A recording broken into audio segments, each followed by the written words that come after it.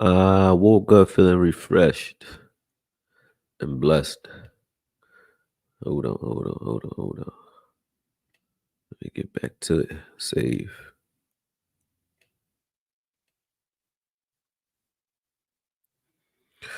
Hold on, folks. I got a couple of things to do prior to getting to this video here. Let me turn the money on because when you don't turn the money on, they don't pay you. You know what I'm saying? Y'all be having me out here working free. I was up here 12 hours ago at 1 o'clock in the morning hustling. You know what I'm saying? A couple of y'all was on here. There's one person on here. Look at that. Yeah, cheap mother. I don't want to mess with you. I'll let y'all. I just be ranting some. Oh, damn. Y'all can't even hear me. Is my mic on? Oh, y'all can hear me. This shit on. My bad. Yes, Juan. See Burleson. What's good? There's 4 of y'all on here now. Uh-oh. Cha-ching. 4 people. I don't know what I'm. It jumped to 22. Look at that. They must love me. D.A. Lee, what's good? He said, we in the building. Bear 24. What's good? That's my dog name, man. Like, you must be a big motherfucker, man. We call him Bear. You look like a little polar bear. He said, I'm here, but I'm at work. Uh-huh. Okoye, my brother. What's up, Sadiqa? Sadiqa gonna whoop some ass in this chat. She was whooping ass last night. Sadiqa, I don't know what you do. I think you like a CIA agent, but or you like if I gotta meet you because you in Jersey, but I gotta meet you because you like an NPC because like you don't sleep. You don't sleep. You don't sleep at all. I'm like, yo, whatever I'm on here, you are up. If I'm on Twitter in the middle of the night, you up. If it's 3 p.m., you're up. Like you just always up and moving around and got the same energy. I love it. I'm just saying, you like a machine. Mark Stevenson, what's good? What's good?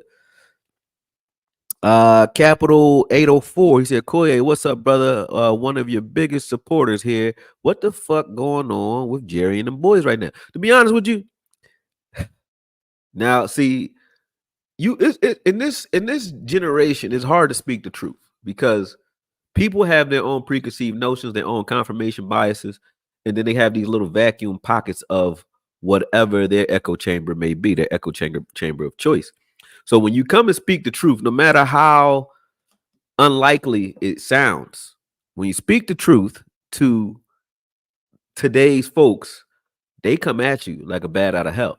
And I'm gonna tell you, uh, Jerry was kind of right. He was kind of right. Jerry was kind of right. He has seen the talent that he's drafted play better and execute better than they are right now, right? The problem is you have fickle fans and you have fickle media that goes one way one week and the other way the very next. That's what Jerry's talking about. Are we the Cowboys who beat the Steelers and Dak is worth his money and that was a great game and everybody is playing firing off all our cylinders? Or are we the team that ain't shit and Jerry need to fire himself and everybody is worthless on this team? The team is just a soft bunch of pussy. You know what I'm saying?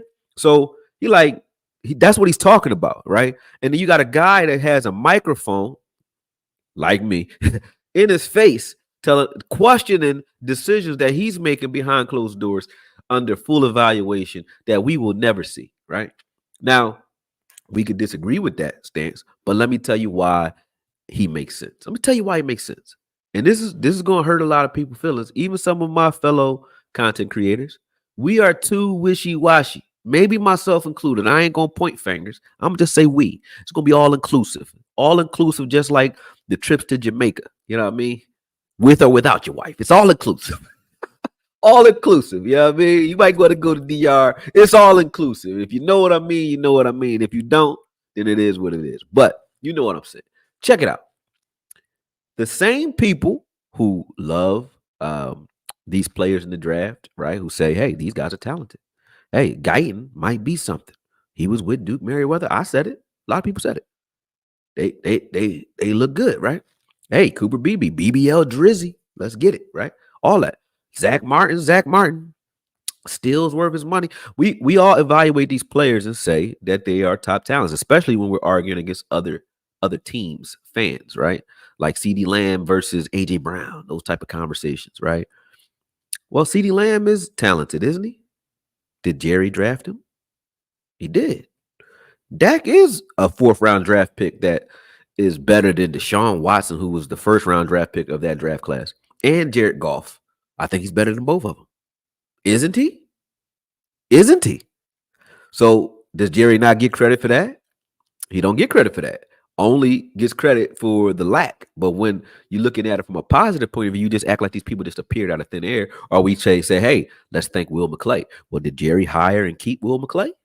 He did. So even if it is Will McClay, who brought Will McClay here? Jerry. Why is Will McClay still here and not a GM somewhere else? Because Jerry keeps paying him to stay. So these are the things where you can't just put things in a vacuum and just say, hey, the reason the Cowboys suck is because of Jerry, but then say, hey, we draft well. We're one of the best draft teams, and we support the fact that we don't go out in free agency. We go and get players that we draft and we build them up, and we have the best draft teams. And when our players leave the team and go to other teams, those teams win Super Bowls or go to Super Bowls. Chidobe Awuzie, Travaris Ward, you know what I mean? Chris Canty, all these guys. There's a lot of them. DeMarcus Ware. When these guys leave, everybody love them wherever they land, don't they? Don't they? I see old what's his name? Armstrong. What's his name? Armstrong, what's his first name? Dorrance. Dorrance over there in Washington, racking up sacks, ain't he? He looking good, don't he? Don't Tyler Biadasz look pretty good over there in Washington? Who drafted these people? Who got them? Jerry. So yes, I would curse somebody the fuck out for trying to tell me how to do my goddamn job when I'm doing it to a level where not only my team benefits, but other teams are benefiting off of the things that I'm doing in free agency or beyond. Yes, I would take offense to that. And if I had the weight to throw around, I probably would have done what Jerry did too. Say, hey, listen, little motherfucker, stop playing before I press a button. That's what Jerry said. And was he right? He definitely was. These players are not executing correctly. We looked at those who didn't look at the offense with me last night won't understand why I'm saying this, right? So if you haven't watched the video from yesterday, maybe you want to do that before you listen to this live. It's up to you. Or you could just live backwards like me. It's all good. Then you're the devil. You know what I mean? I don't be the devil. But anyway, you get what I mean. So when I say that the team is just not executing, it's not because I want to agree with or disagree with Jerry. I was on everybody's ass, Paul, last week and last night. And what I did when I was watching the film, I said, okay, I watched 5 plays that really were good, well-designed plays that kind of exonerated McCarthy to a degree, that despite the offensive line's lack of performance, really could have changed the game, even with the offensive line playing the way they're playing. You could have changed the game with if Ferguson doesn't miss that pass that Dak made on the sideline, 2 hands on it, didn't catch it. If McCarthy designs that 4th and 2 a little bit better, but we wouldn't have been in that 4th and 2 had Ferguson caught that pass before that. But either way, had Schoonmaker not knocked Brooks off of his route, that would have been a big play. Had Tolbert caught that pass that came down in the sun, he lost the ball in the sun maybe, and the ball hit him right in his chest where Dak got speared and hit him right in his chest. He dropped that. You know what I mean? Those are already 3 plays that were big plays, and we would have had a different game, different outcome. But when you have those big opportunities and you don't execute, guess what the GM owner is going to say? Well, I can't be mad at McCarthy. I'm watching the plays that he designed. I'm watching how they would have gone.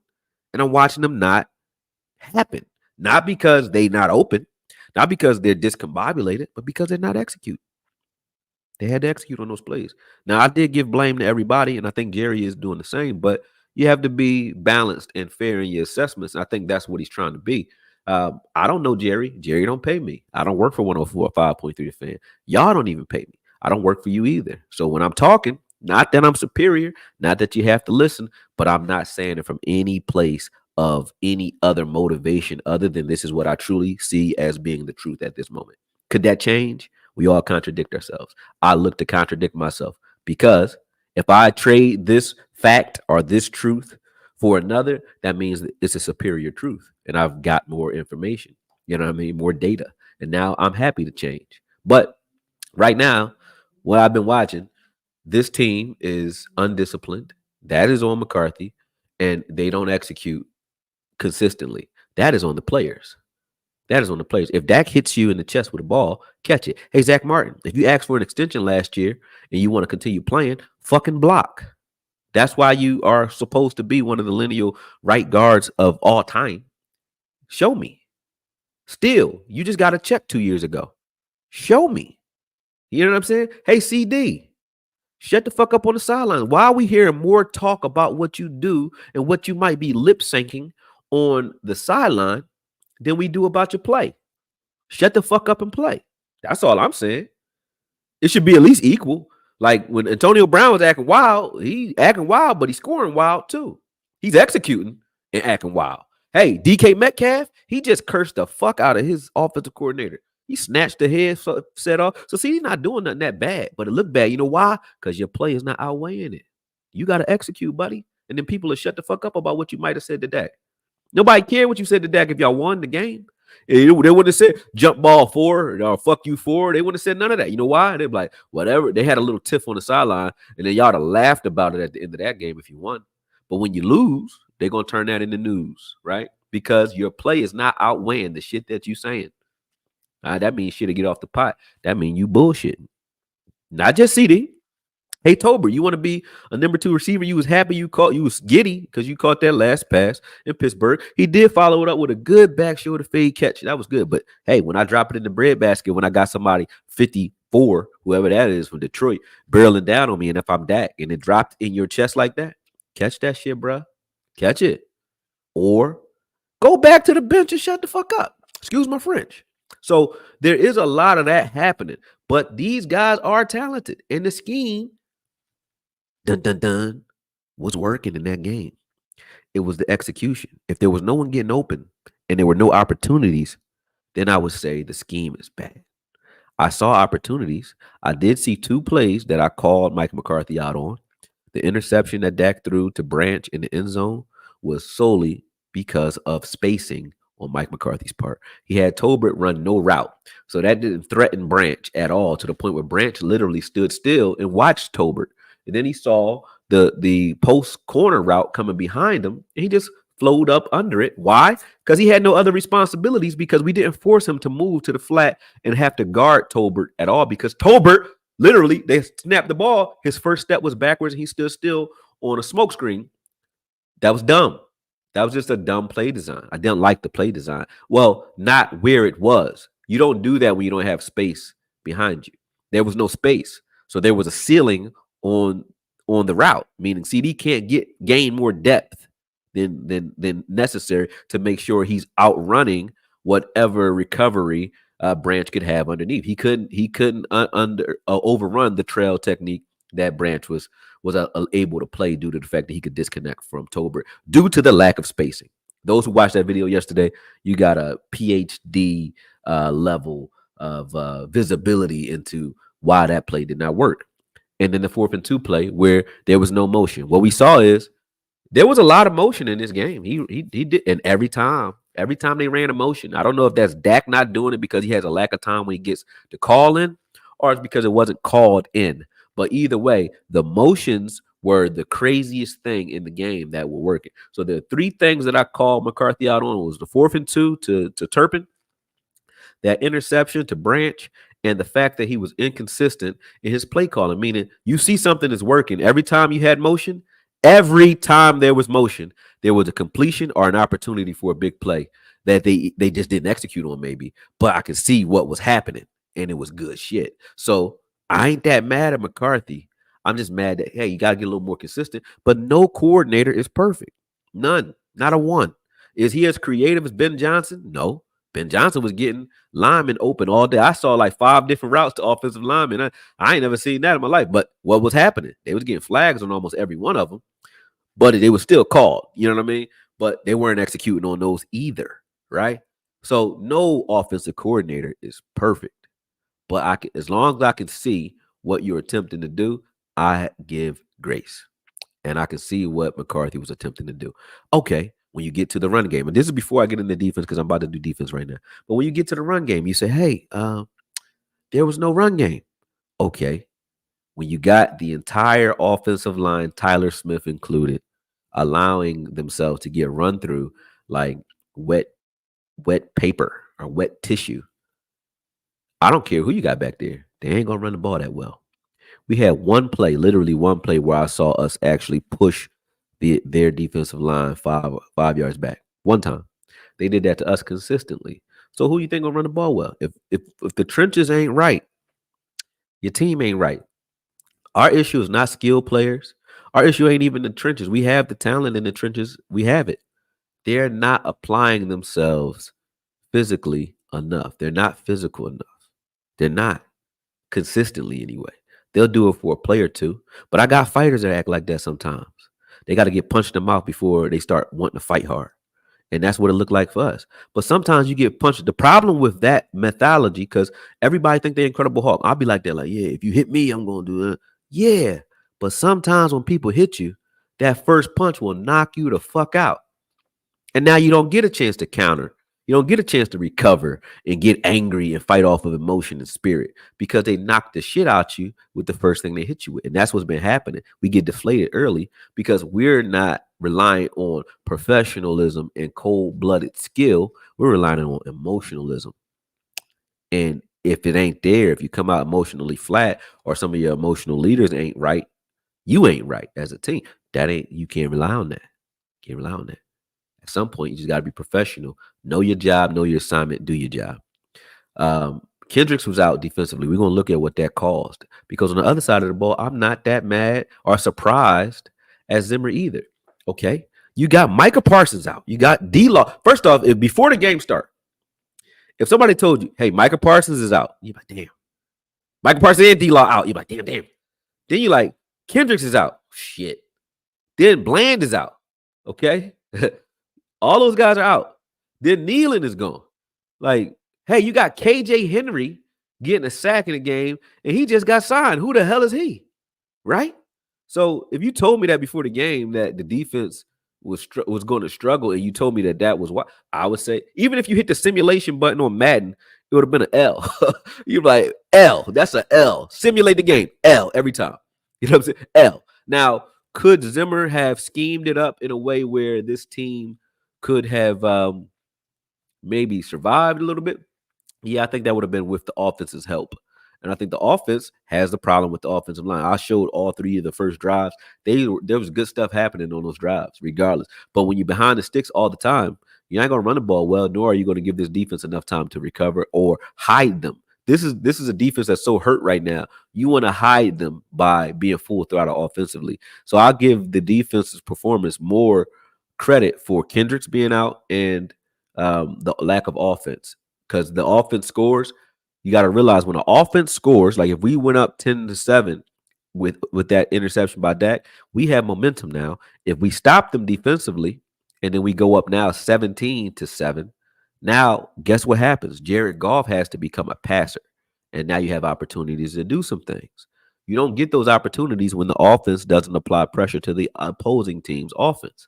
So then your defense gets exposed, especially when they're dinged up. So it's a balanced team, and they're very unbalanced right now. Let me get to these super chats real quick, then we'll go. You know what I mean? This coffee got me flowing. I feel good. Hey, shout out to my brother Okoye. I want these players and coaches talking about attitude and aggression, not fundamentals. Yeah. That's facts. Appreciate you, Marcus. The most immature and inconsistent team that I can remember. Maybe you got a point. What's up, Paul? Paul was my neighbor, man. Close friend of the family. What's up, Paulie? I didn't know he was a Cowboy. I don't remember if I knew he was a Cowboy fan when we lived around each other, man. But, let me see what's going on here. And everybody is looking good. Let me see. Where the Cowboys D getting burned on motion, play action, and running, it seems like what the Cowboys need to work on offensively is what they're weak against defensively. Well, no. The main thing that was the problem, the difference between the Steelers game and the Detroit game is there was a missing piece. Well, the difference between all the games in this game, there was a missing piece in Kendricks. All right. This was a different game than the Saints game. The Saints game, I think players knew where they were. They just didn't give enough effort. In this game, though, some people gave some effort, but people didn't know what the fuck they were doing. So they were hesitant. When you got a hesitant defense, they're going to play slow. If you're playing slow, you already know how that go. You know what I mean? It's called the quick and the dead. You either quick or you're dead. That's it. That's the way it goes in life. You hesitate, he who hesitates is a dead man. That's it. So, yeah, that's what's happening on film. They're hesitant. Why? Because nobody knows what they're doing. Guess why? I like to blame this guy because I don't like him, but it's still true. Okay. So you could say, hey, he hating on him, which I probably am, but also am right. Clark doesn't know what the fuck he's doing. Now he did have one of his better games. He did. This is one of Clark's better games. I ain't gonna lie. Shout out to Clark. That's kind of a bad shout out, but shout out to Clark. Hey, and also shout out to Bet US Sportsbook. They look out for me. I always got to make sure I put these in here, man. So shout out to Bet US Sportsbook. My favorite sports book because they pay me. You know what I'm saying? And the reason I say they pay me, I'm not talking about to read this. I'm talking about I get paid when I bet. I made $1,700 about 2 weeks ago. Yeah, 2 weeks ago. That was good. So I ain't mad about that. And then I made another. I was up like 1,800 yesterday on blackjack, man. And then I just started getting crazy because they bring those they bring the coolers. I call them the coolers. The guys that come to the table to relief pitch for the other dealer, and then they cool your ass out, man. And Willie, his name was Willie. I should have just stopped betting when Willie came to the table because he looked like he ain't happy. Wasn't no joy. There's a big pot belly crazy dude sat down and he ain't had no energy. He just took the energy, all the luck out the table, and I just kept betting anyway. So I wound up leaving with 1,000. But I started with 600, jumped up to 18. I should have just left. I like doing that though, man. That's just one of my pastimes. But anyway, shout out to Bet US Sportsbook. Make sure you use code word YouTube 150. They're gonna give you some bread to start off and do your thing, man. Make sure you show them some love because they've been showing me some love.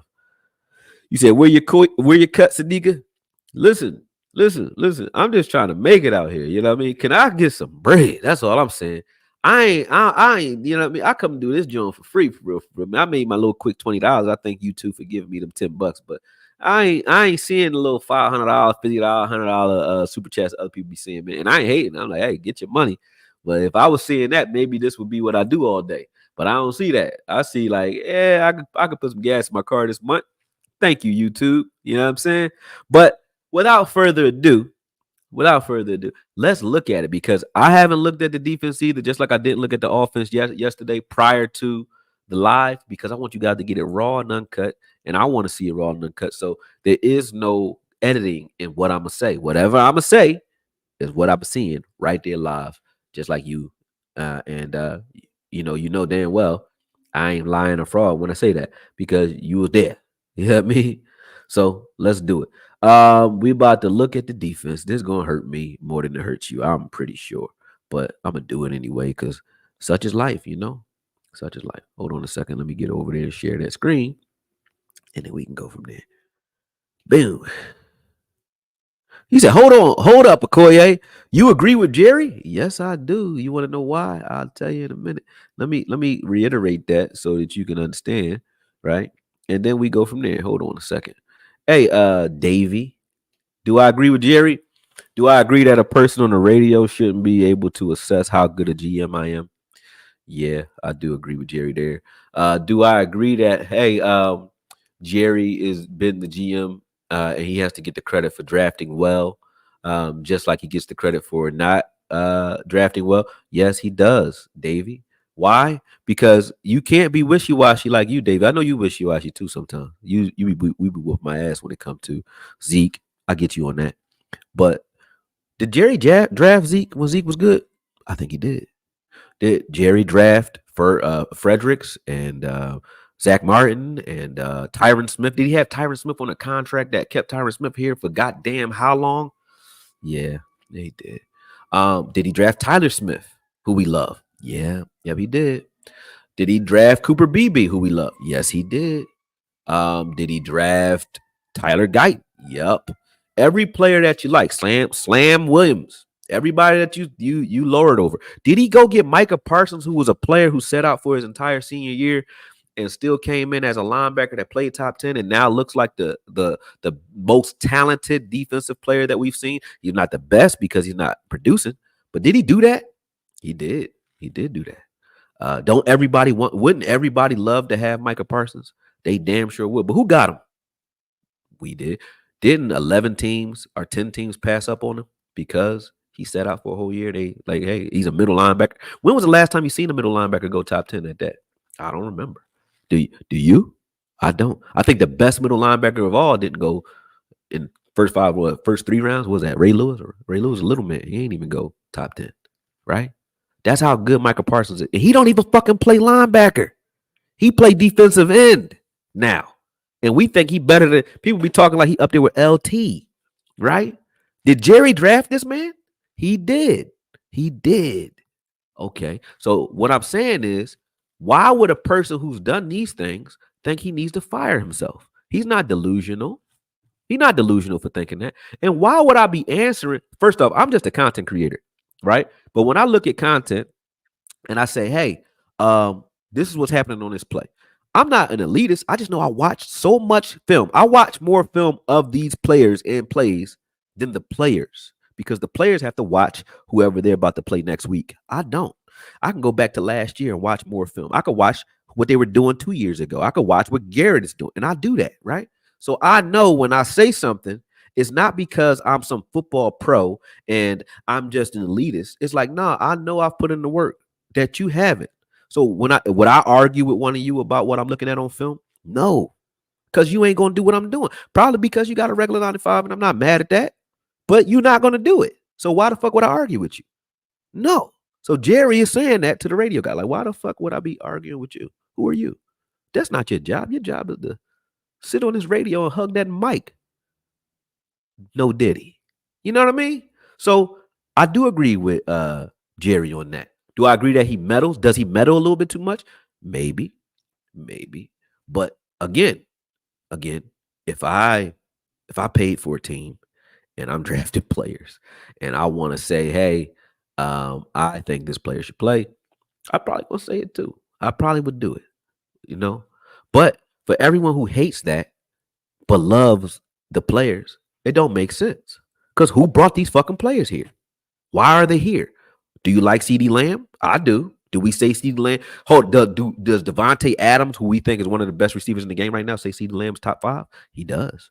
Who brought him here? How did we get him? Jerry Jones. Okay. You want to give it to Will McClay? I get it. But who brought him here? Jerry Jones. So no matter what you say, he got a point because this is what it is, right? And when you say results are the bottom line, I hear you. Results. We went 12-5 the last 3 years. Now, the rest of those seasons, you could say Jerry was up against it, but we also had the salary. They changed the game because of what Jerry did in the 90s. So that when you talk about the last 30 years, you can't just talk about that in a vacuum without talking about why we haven't been back in 30 years. It was because when Jerry had the ability to simply just pay for the top talent, that's what he was doing then. It was free agency then. Y'all remember the Dion commercials? You don't remember the trade of Herschel Walker? Who did that? Was Jerry? It was Jerry. So all y'all who talk about, we still ride off the fact that we got these 3 rings and we seen these 3 Super Bowls. Who did it? He did fire Jimmy Johnson. He did do that. But he also brought him here. So you got the Super Bowl rings that you got. Why? Because of Jerry. I know I've only seen 3 Super Bowls in my lifetime. I'm 41, and I only saw him. I don't know a Super Bowl without a Jerry Jones. I don't. And prior to a Jerry Jones, the Cowboys only had 2. What? They had 2. They got 5 total. They had 2 before that. Jerry got he got a one-up on the entire organization. You know what I'm saying? So you can't tell his story without telling that. You can't do it. Can't do it. Now, I'm all about that. Like, you could talk about my negatives. Like, hey, you could say, hey, Darius was a cold, that's my real name. You be like, Darius was a cold whore when he was in college. Darius used to run around, do all kinds of craziness. Yeah, cool. Darius was mean. You could say all that. Darius was a bully smasher. He beat bullies up or bullies would beat him up, either or, right? You could say all those things, right? But talk about my good too. That's all Jerry's saying. He said, yo, stop talking about me and stop talking to me like I'm a lame and don't know what the hell I'm doing because you ain't even qualified to talk to me. That's real shit. So when you ask me, do I agree with Jerry? I agree that a guy on 105.3 The Fan is not qualified to be assessing what Jerry Jones is doing. I agree that I can't say that I love these players, but then say I hate Jerry as a GM at the same time. That's an oxymoron Because where did these players come from? I love Izzy Mukuamu. I love Wanye Thomas. Uh-huh. I love Marquise Bell. I do. I like these guys. I like Hooker. I like Donald Wilson, right? I like these players. Where did they come from? Deron Bland, where did he come from? Trayvon Diggs, where did he come from? And what are their talent levels? Where did they come from? You can't, I say it over and over again because I know mentally in your head, you got to say Jerry Jones. You got to say, you can't say these players' names without talking about Jerry Jones. Okay. You can keep saying McClay. Okay. Where did McClay come from? Ray Ronnie? Where did they come from? Where did the scouts come from? It doesn't matter. We could keep playing this game. Where did they come from? Where did the scouts and McClay come from? Where did they come from? If you say, well, those guys play good because of Al Harris, where did Al Harris come from? Why is Al Harris still here? You can't say it without saying Jerry. You can't do it. You can't do it. Now, the media, like the Stephen A. Smiths and all that, hey, they tell you that Jerry is so meddlesome that this team will never win. Mm-hmm. They do. They do. What about the teams that never win who got GMs or who got owners who ain't meddlesome? Why ain't they winning? Because they don't meddle? I mean, where is it? Where does it happen? Where does it happen? You say, hey, Diesel, I love you too, brother. He said, I respect you a lot, of Quay, but I totally disagree with you. Bullying some dudes on the radio shows his character. And you know this to be true. The loudest dude in the room usually is the softest.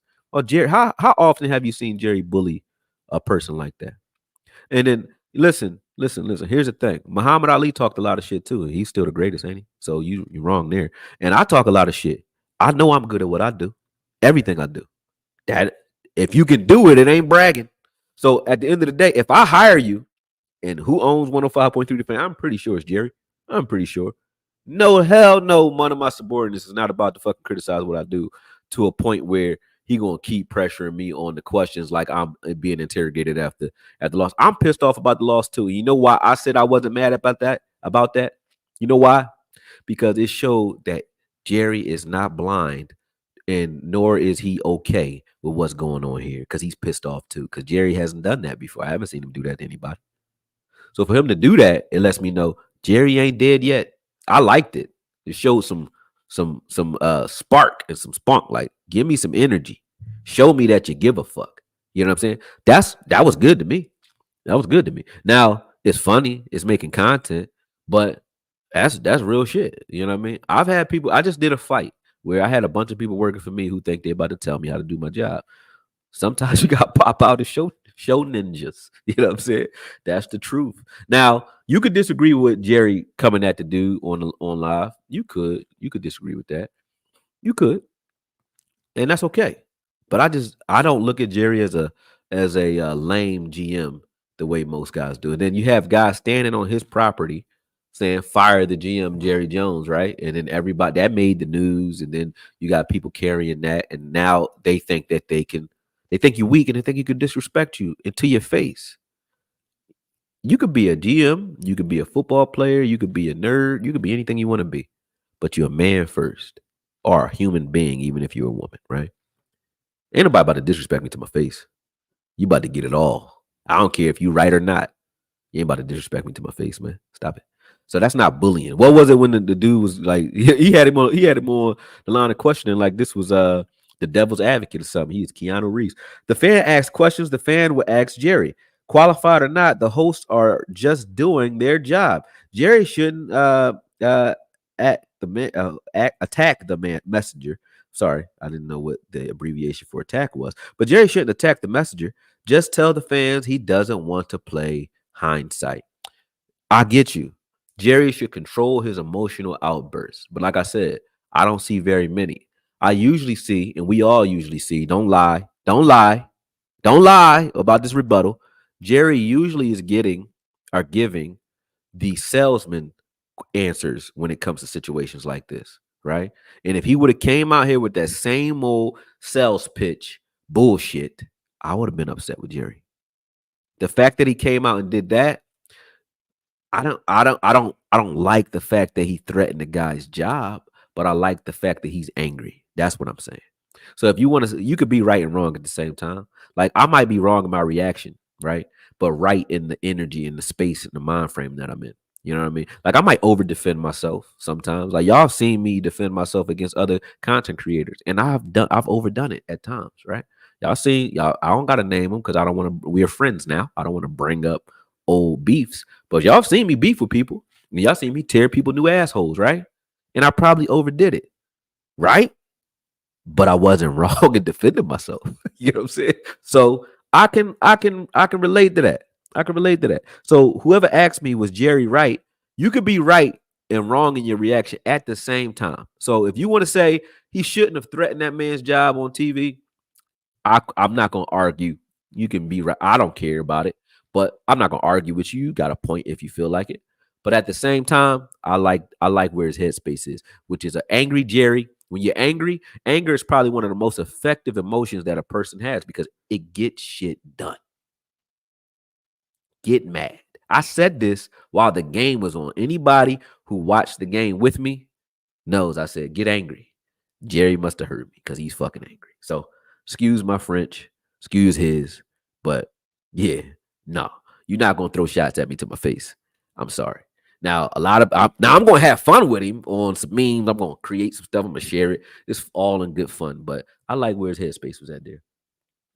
Yep.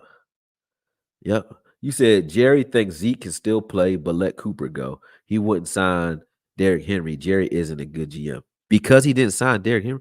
Man, what would Derrick Henry do with this offensive line? We still have Dalvin Cook as well, who I still think can play. Right now, is it a Derrick Henry signing? No. Is Derrick Henry playing well? Yes, but why? Because he's a 260-pound man that's not getting touched until he's 5 yards up the field. Is Zeke getting touched when he's 5 yards up the field? No, he's doing jump cuts as soon as he snaps the ball. Is Rico doing that? No. Is Deuce Vaughn doing? No. Why? Because the offensive line ain't blocking for shit. So don't tell me about Derrick Henry. And if you talk about Amari Cooper was the number one receiver here. Jerry's not dumb. You guys are looking at the players like it's Madden. He's looking at the paycheck. Okay. We got to pay. CeeDee Lamb is ascending. We got to pay CeeDee Lamb soon, and we got to pay Dak soon. So we probably need to move away from Amari eventually, right? So they did. They did. CeeDee wouldn't be getting his money if Cooper was still here. Don't you guys get that? Okay. Okay. No.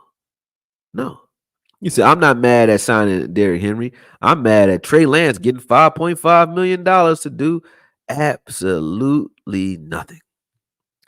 Well, you won't be mad at that when Trey Lance is traded for something later on. Like I said, it ain't our job to look down the road and know what the hell he's thinking. It ain't our job. He said, Okoye out here defending the salary cap. Hey, it is what it is, but people ain't paying attention. I'm just saying, like if you ain't running businesses out here, you ain't making the same decisions that he's making. This ain't Madden. This ain't Madden. He said Zeke and Dalvin are finished players. They wouldn't play well enough to justify them being in good rosters. Okay. I mean, how the hell would you know? Did you know because they're getting all this good blocking over here and they're just not hitting the hole properly? Yeah? No? Okay. Well, I'm done with that. Let's get into the defense. I only went back into it because Dave, you asked me, did I agree? And I went on another rant. You know what I mean? But cool. You said his anger is irrational and aimed at the wrong people. I think that's because he knows he's wrong and did a shit job in the offseason. He'll never admit that. Okay. I didn't think he did a shit job. I don't think he did a shit job. Because again, now I'm glad you said that. Let me say one more thing, then I'm getting to the film. I'm sorry. Listen, the same people, you included, and other content creators who say the Dallas Cowboys is one of the deepest teams in the league. I say it too. They're one of the deepest teams in the league, talent-wise. We got so much talent. We got a talented safety room. We got all these fucking corners who can play a little bit. You got Bland, you got Diggs, you got J. Lou, you got Izzy McQuamu who can probably play every position. We all talk about this shit. You got Micah Parsons, you got D-Law. You got Mozzie, who's supposed to be something later. I don't know. What is he doing? You got Osa, who we we kind of ignore, but Osa's supposed to be good. We got Chauncey supposed to be. We got all these players that we be like, hey, these players, this is deep, right? We deep, but then we need to jump out there and do something crazy in free agency too, right? You either deep and you like the fact that you're deep and you're drafting well and these guys are developing well and we got a good deep team full of talent, or we don't. Or we don't. So one of us is lying. Either we lying when we say we're a deep team, we got a lot of talent, or we're lying when we say Jerry Jones ain't doing enough and he needs to jump out here in free agency. Which one is it? Okay. Which one is it? You can't do both. You can't do both. Now, next week, if we fuck around, somehow get a miracle and beat San Fran, I don't want to see none of you MFers, excuse my French, and I say that as a term of endearment, but I don't want to see none of y'all coming here talking about the Cowboys is this and still them boys and all that other shit y'all be talking. Y'all wishy-washy week-to-week fans when you do that. And then you mad at a man for being mad. Like, we ain't dead yet, man. This is Gen X or Gen Z or whatever gen we in. But back in the day, man, getting cursed out, that's it. That's what y'all mad about? A radio personality getting cursed out? I remember Hulk Hogan went on national TV with Mr. T and choked this dude out and just dropped him on national TV. I'm serious. On his face. And literally knocked him the fuck out. And that was just funny. Now that would be a lawsuit. Like, we are soft. Even the fans are soft. Y'all so soft. Y'all feeling bad for a guy who talks shit for a living. He don't give a fuck what Jerry said.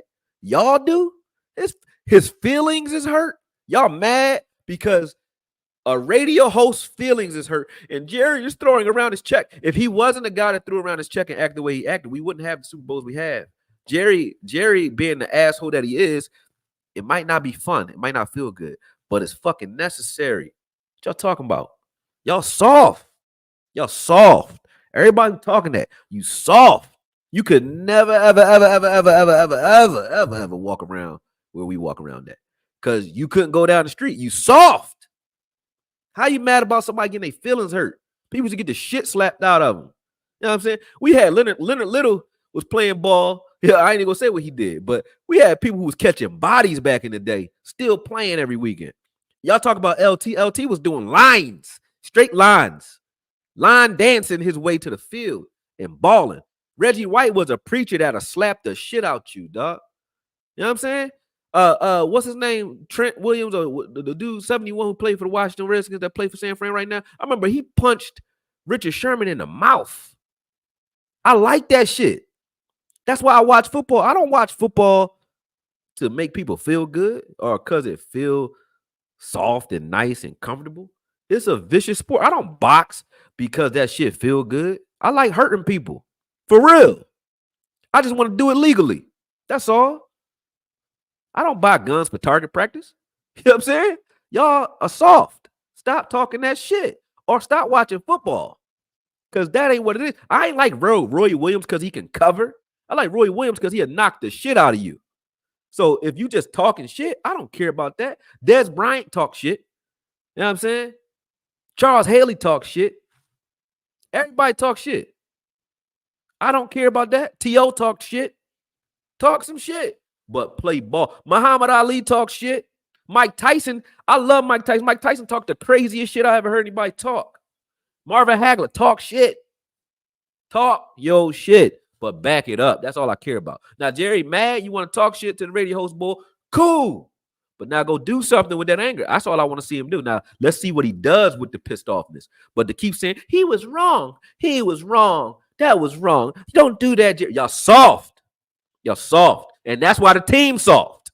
Because everybody the fuck worried about feelings and hurting people's feelings around here. Parcells, was he soft? Fuck no. He'll cut your ass. In the middle of the season. Cut.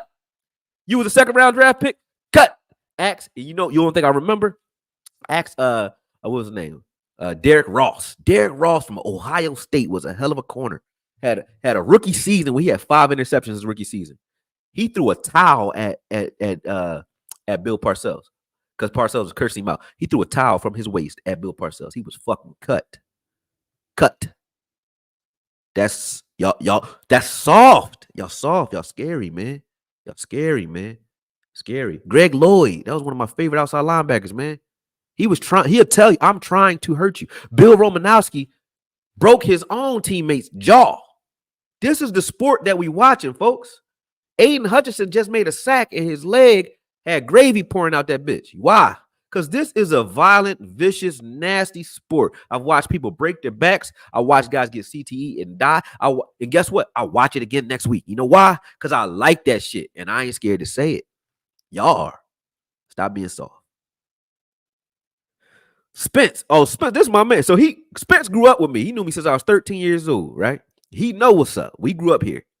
This ain't the city to be soft. Spence will tell you that right now. And Spence used to say shit. Hey, I remember he said some shit that I stole. I kept it. I said, I don't got normal people feelings. And I don't. He used to say that all the time. I don't got normal people feelings. Neither do he. You know what I'm saying? Because you can't hear, because you soft if you do. I remember he used to say, I don't put lotion on my hands. Because men don't wear lotion. Just let them joints be ashy so you can punch the skin off somebody's face. You know what I'm saying? That's real shit. That's real shit. What's up, Spence? He said, I don't believe that player development is what it used to be. The Cowboys used to be the best draft and development team in the league. I think we still are. They're not allowed because of the CBA. It's not a coincidence that once CTE movie came out, that Will Smith, soft ass Will Smith, he's from Philly, but he's a soft ass ninja. But that soft ass movie that came out that says, hey, players are running their heads into each other and it hurts and it's causing them pain. Once that movie came out and we started the practice mandates where we stopped all the padded practices, you got a football version, a version of football that is soft as fuck. He said soft is an owner that's crying because folks want answers. Okay.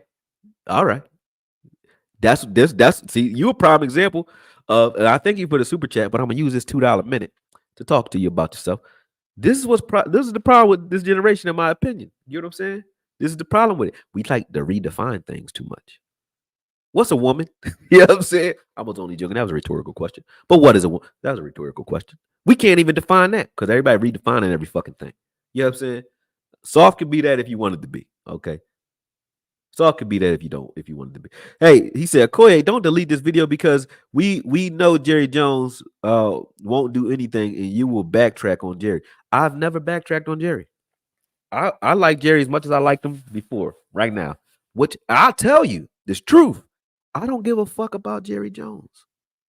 I just don't see any reason to be all hype about shit when it comes to what he said. I don't care about it. It's funny to me. Now it's good for news. You could be on either side of that fence, but to be like he's wrong and you in your feelings about the radio host, it's people dying out here that y'all don't even care about. Y'all walk past homeless people every day and don't give a goddamn. You know what I'm saying? My son did this shit, and I be trying to prove to this generation, and I'm not trying to preach here, but let me give you this, and then I'll get into the film. I'm sorry. He was during George Floyd's time. He was like super emotional. He was like, "Yo, this crazy. The cops is doing this and this. We need to defund the police." I said, "Bruh, you know what happens when you defund the police? People could just do what the hell they want to do, right? With no people doing it with the police out there. So what you think they're gonna do when they're not out there? You think they just go chill now because they the cops outside?" But I said, "You don't care about no George Floyd," and he thought I was being smart. Most of you don't, right? And he's like, "Yes, I do." I said, "No, you care about what you told to care about, right?" No, no, no, no, no. Arguing, right? I said, "You don't care about George Floyd, and I can prove it to you." He didn't believe me. He was like 16 at the time, I think, 15, 16. I said, a kid, well, not a kid, a dude that was like 30 got shot right in front of my door at that time at 10:43 a.m. Now, I care about people, but 10:43 a.m. while they were supposed to be at school, but they was home, they watched it right in front of my house, and we had it on the ring cam, right? They watched it. And I said, okay, y'all seen that. I seen it. You saw the body laying there for 3 hours. I said, if you care about George Floyd, who you never met, never seen, you didn't even witness any of this shit, right? You were told to. And I know it's going to ruffle people's feathers, but please, if you care so much about Black lives and death and the death of Black folks, right? Tell me what that young boy name was who got shot in front of our door, who body laid there for 3 hours. And you know what he did? He shut the fuck up. You know why he shut the fuck up? Because he know you don't give a damn. You just are told to. So stop talking that shit to me, please. Thank you. It's hard to treat people, threaten people for asking questions. Okay.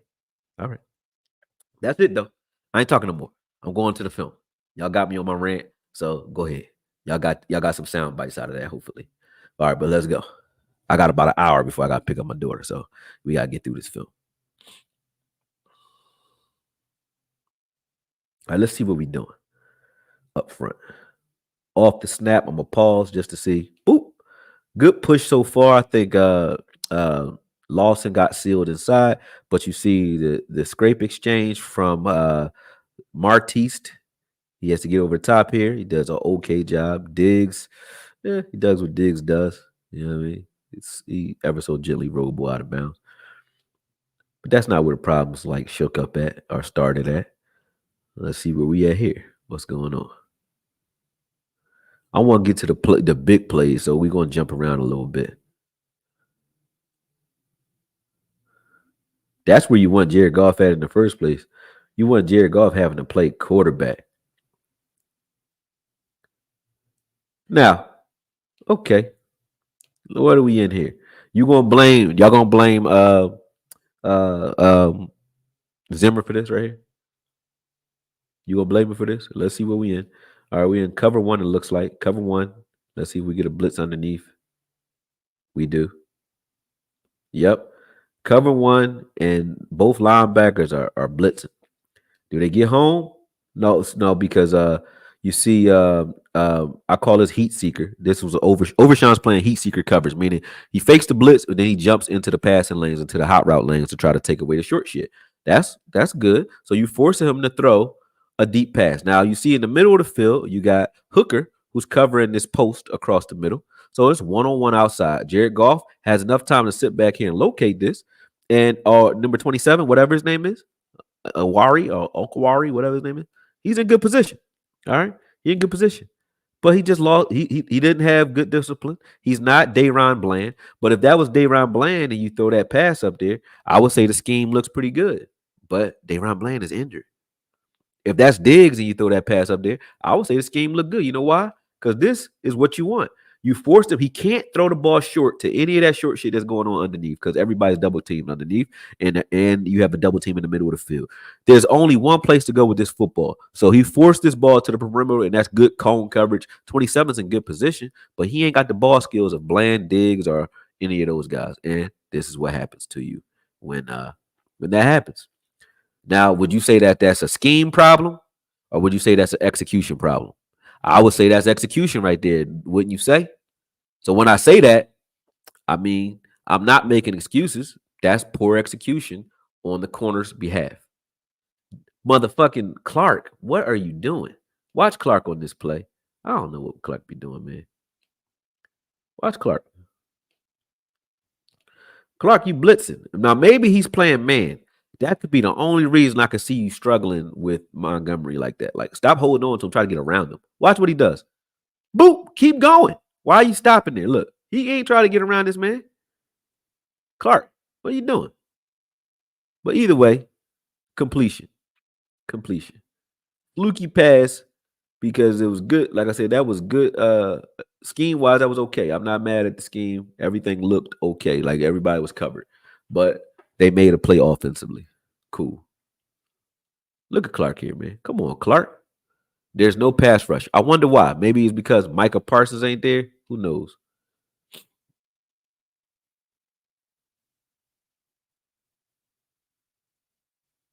Now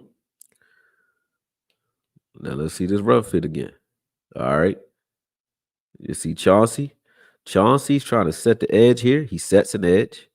All right. Osa is in the wrong gap. Osa's in Mozzie's gap. This is Osa's gap here, but he gets himself turned and sealed off. And then you got Overshawn, who Overshawn whooped the shit out of his block. Look, I love Overshawn, man. Let's watch this again. Damn, Overshawn. Let's see what happens here. I don't like these arm tackles by Clark. Clark is doing some soft shit. Watch 18 and 13 on this play. Watch Osa. So they're just running the off tackle. Chauncey sets the edge the way he's supposed to, turns his back inside. He's supposed to be turning the back inside to both Osa and 13, right? Osa, let's see what happens to Osa. Nobody talks about Osa ever. They don't talk about Osa. Is just they didn't even have to block him because if you're gonna shoot up the field like that, if you're gonna shoot, you gotta go, bro. You're going to shoot and sit down. There's nowhere to sit. He already sealed you up. You just blocked yourself. Osa blocked himself here.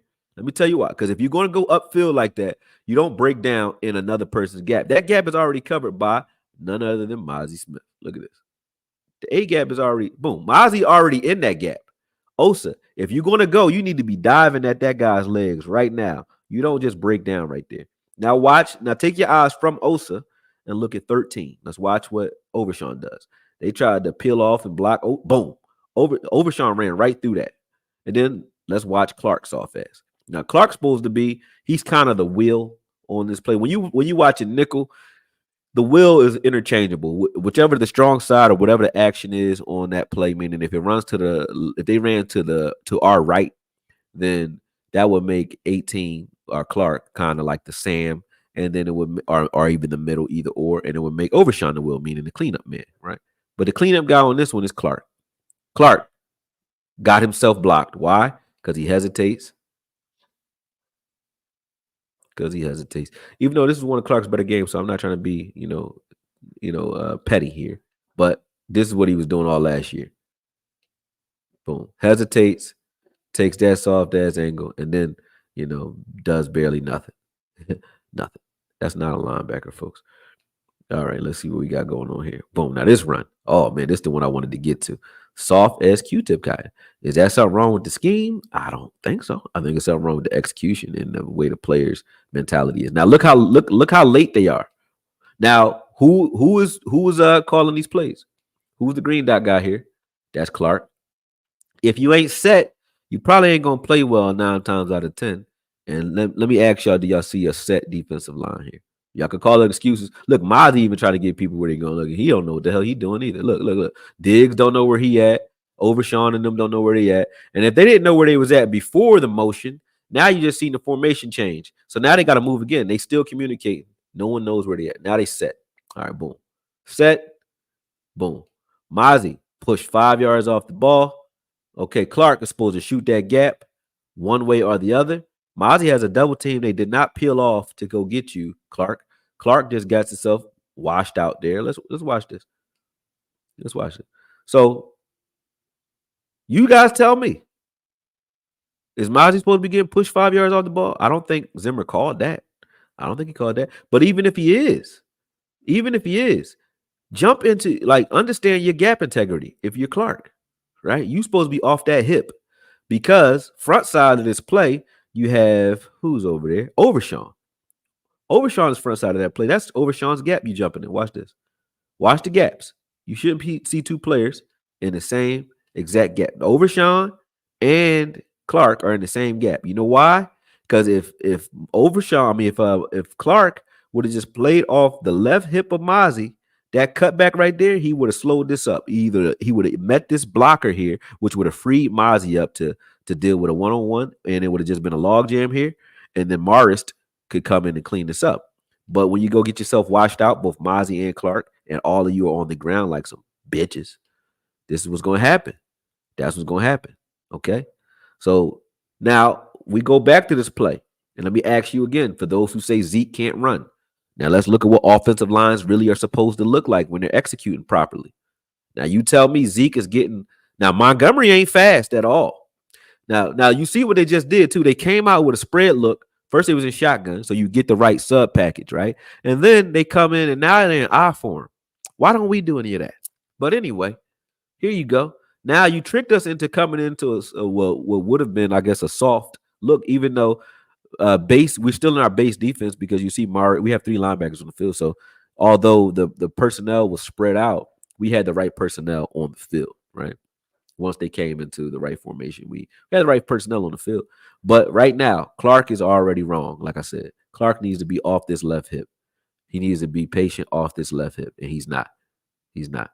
But let me ask you, does Zeke get any of this kind of blocking? All right, let's look at it again. How about here? How did you ever seen a clean backfield like this for Zeke or Rico? How about here? You ever see this for Rico? Have you ever seen Zach Martin and Steele and BB blow 3 guys up? Pause in the middle of the field like that right there. Has Zeke seen this? Where he's still not touched. Still not touched. He's about 4 yards up the field now. touched. Oh, he's about 6 yards up the field now. Morris is just touching his ankle right now. That's not even, I'm not even going to count that as a broken tackle because it's really not a touch. Now he's like 8 yards up the field, right? And now you got Wilson finally hitting him. Has Zeke gotten this opportunity? Has Rico gotten this opportunity? Has anybody on this team, has Deuce Vaughn gotten a look like this one time this year? No. So can't tell me that our run game, our running backs suck, our running back backfield sucks when ain't nobody blocking like this for us, bro. And don't tell me about Zeke's speed because Montgomery ain't the fuck fast at all. He ain't fast. And his footwork ain't shit. But look, how good your footwork need to be when this is what's in front of you. Look at these guys. Look at these guys. They folded everybody. Now watch the right tackle. What's that? Penna? Whatever his name is. Let's watch them cave this entire line. Let's watch it.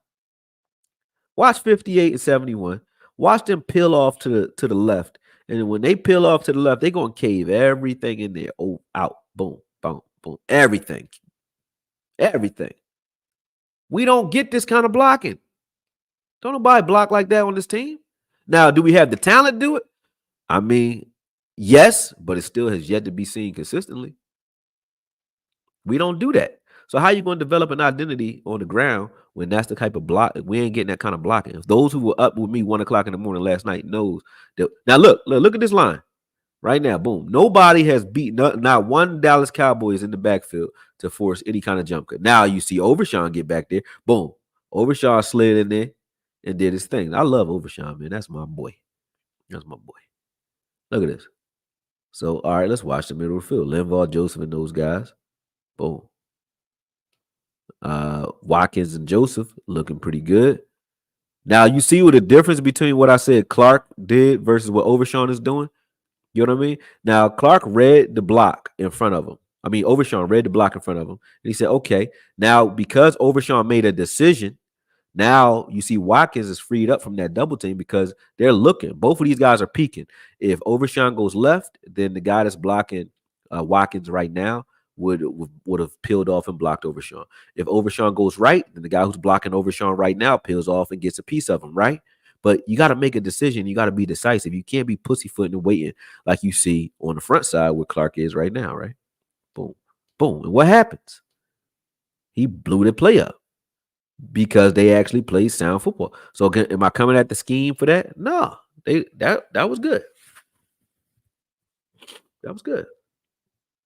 Boom. Look at what's that? Henry. The new dude, Henry, on the outside. That was a good edge set. He set the edge well, and he threw main. Man, who the hell is KJ Henry, man? I never heard of the dude, but he look all right though. And he could do some things. He played linebacker and he played defensive end. Oh, what do you think? He Micah? Boom, throw that man. Get him out of here. That was all right. Clark walking around like he tough. Come on, Clark. He's soft, man. Stop it. Oh, shit. I'll get that out of here. All right. We in that base form. Let me see what we doing. 2 high safety. Probably cover 2. It is cover 2, but it don't matter because they running the ball. Okay. Good hit by Wilson. But let's see why he gets through there so smooth. All right. Clark is setting everybody up. He kind of slow, but Clark's setting everybody up. All right, let's watch what's happening with Linval and Carlos Watkins and Wheat. We got Tyrus Wheat out there, number 91. Wheat's out there, sets the edge, he widens out. They peel off this little lead block that peeled off through there trying to find Overshawn, which does. All right. Yeah. I don't know, it's like a little draw play or something. Is this a draw? Wait, let me see. I ain't look at the handoff.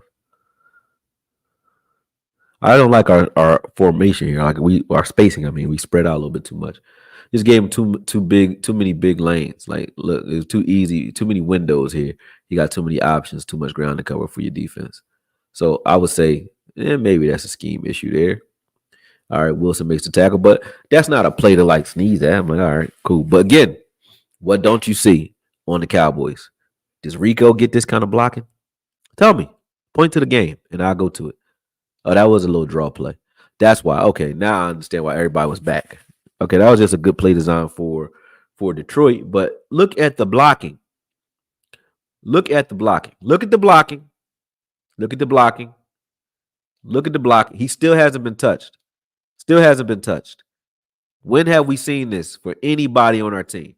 So you can't tell me a running back can't run when they're not getting this. None of it. And I don't mean like every once in a while, No, I mean never. Never happens. Never. They never get it. All right, let's see where we are here. Boom. Boom. Boom. It's good defense here. Boom. Overshawn, find the ball. Boom. Well, it made a hit. But I mean, I want you to bring your feet with you. But let's see what happens here. All right, Clark sets the edge. Wheat tries to set it. Boom. That was a good play. I ain't mad at the defense on that. That was a good play. But again, still good blocking though. They blocking their ass off over here because ain't nobody in the backfield. Look at this. We two gapping most of the play, right? Now, if and I like Overshawn because if Overshawn shoots this, which he was about to, he's about to shoot this gap here. If he shoots this, I don't think he makes it. Like he's about to shoot right there. Boom. He stops because he's like, all right, I ain't gonna make this. It's a stretch play. And that's what it was designed to do. Because if he shoots right there, then there's nobody on the opposite side of that gap right there to stop him. But Overshawn saw it and recovers. Good play. Good play. Montgomery saw it too. He was like, damn, I would have had him. All right, we look like we in cover 2 again. Boom. Boom. That's another good play. I'm not mad at what the defense is doing early right now. They looking okay. Other than that one touchdown, and I think that was more on Clark than anything else. But that one touchdown, Clark and Mozzie kind of gave it up. And that's probably why you don't see Mozzie right now, because he's probably on the sideline getting cursed out. Clark right here. Now, Clark's not hesitating. Now, you see how you see that double team in front of Clark? Clark reads it, and instead of flattening out, see how they tried to reach him? Instead of flattening out, he makes a decision. You got to go. And he went on that one. Even though he didn't make the tackle, he set it up by attacking the line of scrimmage. You got to attack. You can't hesitate and flow. See right there? Go. See, he did it. So that was good for Clark there. He didn't even touch nobody, and I'm telling him he did a good job on that play. That was good. Because Clark is the reason he had to stretch that play out.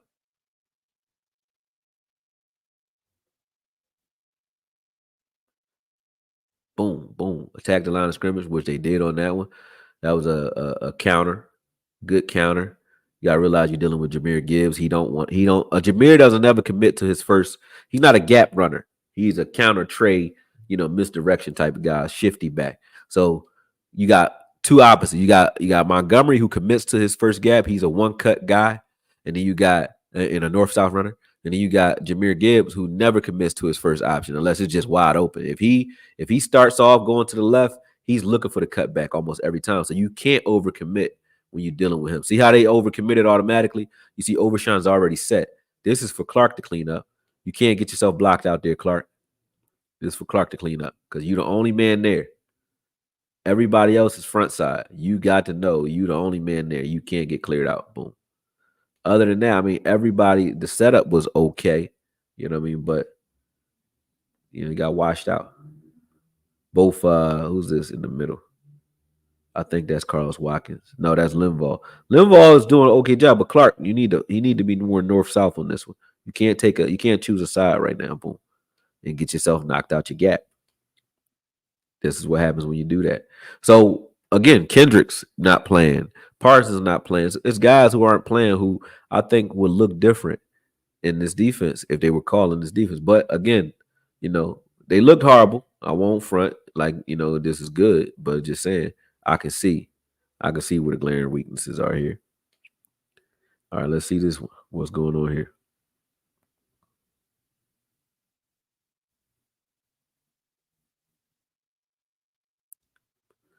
Easy jet sweep. Bad. Easy jet sweep. Anybody that comes in motion against our team, you should just automatically, should just be a fucking bounty out on anybody in motion.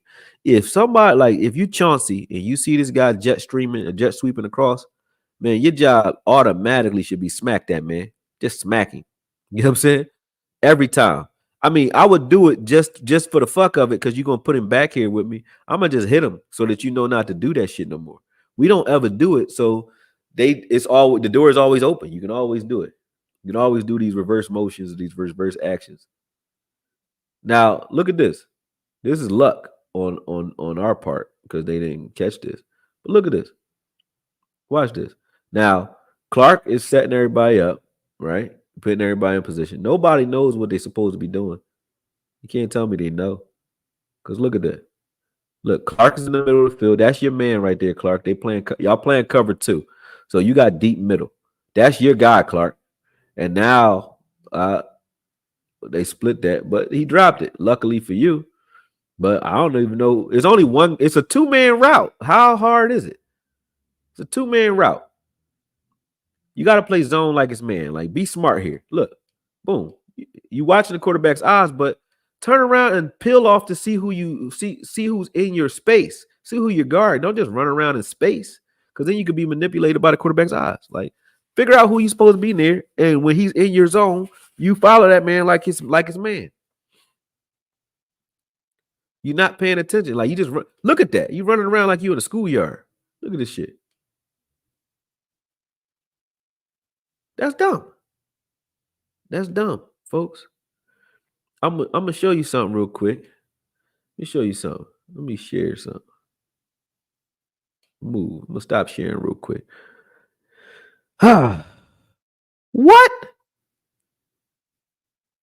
He said LVE was the last linebacker that played good. Bro, I should mute you for saying that crazy shit. You are crazy, bro. LVE, man, you crazy. You are crazy. I don't even want to dignify that statement. I'm gonna give you some warner. But now let me show you something real quick. All right. Let me show you what it's supposed to look like. Look at this. Now you see, this is zone. All right. This is cover two.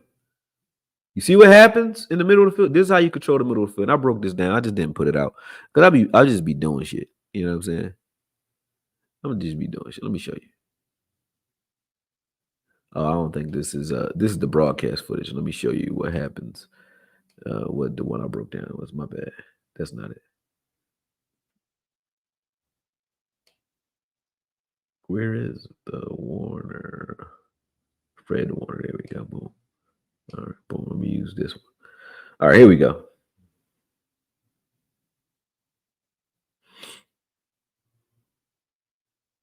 Now look at this. Boom. He's in the middle of the field. He's going to reroute this guy. So the guys that are in your zone, you find them and you get with them. You know what I mean? And then once they peel off out of your zone, you go do something else. Then you go watch. You watch the quarterback's eyes while you're kind of watching your guy at the same time. See that? He squeezes that route, reroutes, and then gets back in the passing lane and guards the middle of the field. Like, your eyes have to be on your job at all times, like both on the man that you're guarding and the quarterback, not just the quarterback. That's the difference here. Like, look at this again. Look at this again. And don't ever bring up LVE as being good in the same sentence again on my live, please. Please don't do that. You're cursing at me. He said he was the best player on the defense. Jesus Christ. I can't do that, Jay Recruiter. I like you, Jay Recruiter, but I ain't gonna do that to you. I'm not even gonna waste my time. I love you, man. I ain't gonna waste my time with that. Stop it. Boom. See this? All right, that's how it's supposed to be done, Clark. That's all I want. I just want to put that out there. All right, boom. Get back to it.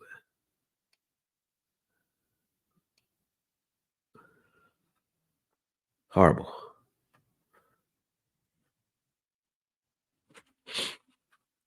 And I've seen more plays from Overshawn this season than I've seen. Matter of fact, why I say his name. As soon as I say his name, you see Overshawn right there.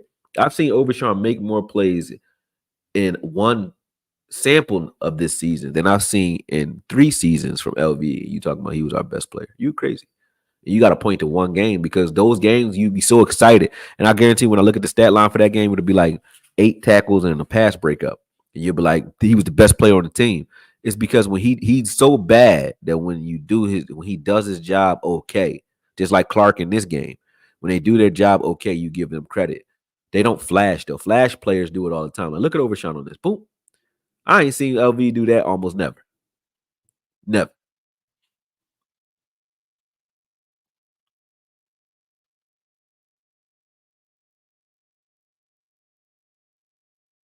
That's what I'm talking about. Diggs, Diggs don't look like Diggs quite yet. Like he don't look like himself, man. See what we doing here. Boom.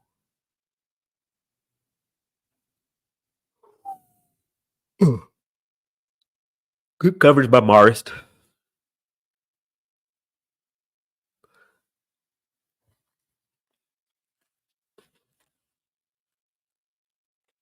See what we in.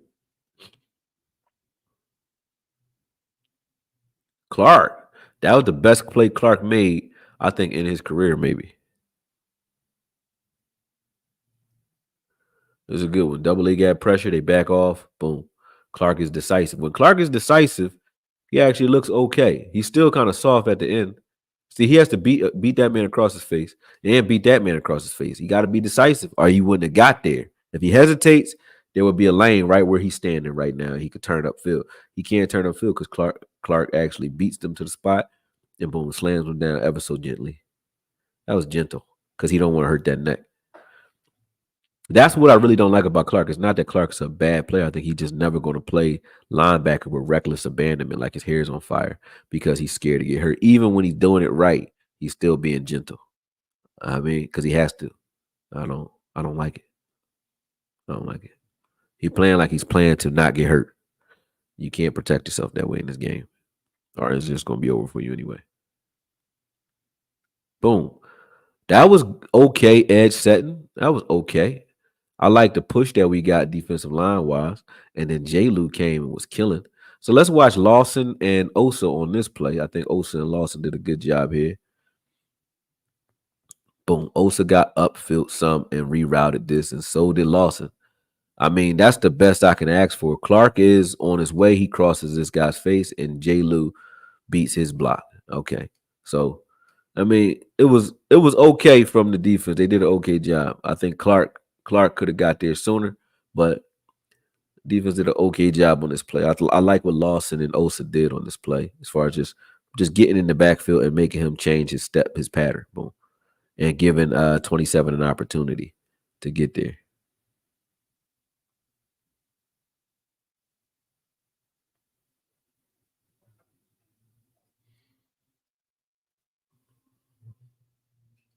Get that out of here. Boom. Cover one. Jesus Christ, what is this? Was it a punt? What the fuck was that? Did this play actually go off without a hitch? Like, what's going on at the bottom of the screen? What kind of coverage are y'all in? Let me see what they in. They got to be in zone because you just let these dudes run right past you. Let me see.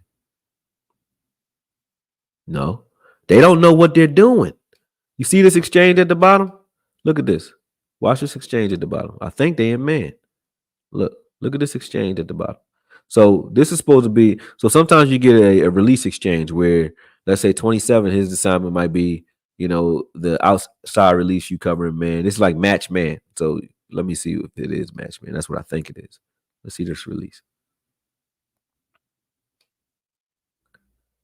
They are in man. So you see that guy at the bottom of the screen just standing there? I think that's Montgomery. So watch this. He going to release late. See that late release? That screwed them up. Why did they do that? I don't know. Maybe they thought it was a screen. But that was crazy shit. Like, what the hell? They don't know what they're doing out there. I don't know what they're doing. They don't even look right. I don't know what they're in, because it looked like they was in man for half a second. And then both of those guys peeled off their man to watch Montgomery underneath. Yeah, y'all was in man. You supposed to cover them tight ends up the field. I don't know what they doing. Let's watch Overshawn and Clark. And 27. All of them let them run by him. What are you doing? Maybe they thought it was a screen. No, you didn't think it was a screen. But they are watching the backfield. So maybe they're in zone. But I don't know what kind of zone, because it didn't look right. It's supposed to be cover 3, I guess, but did not look like cover 3. This is like a spread cover 2. Looks like. Boom. Yeah. You just vacate the middle of the field. Still wrong. Still wrong.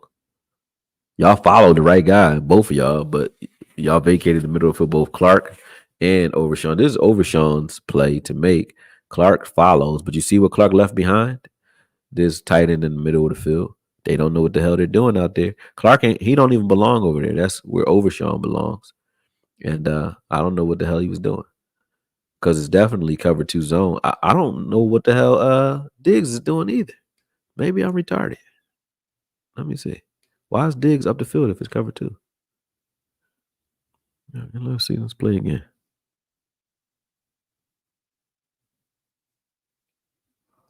Looks like cover two. Let's see what Diggs is doing. Then it'll tell me what they supposed to be doing.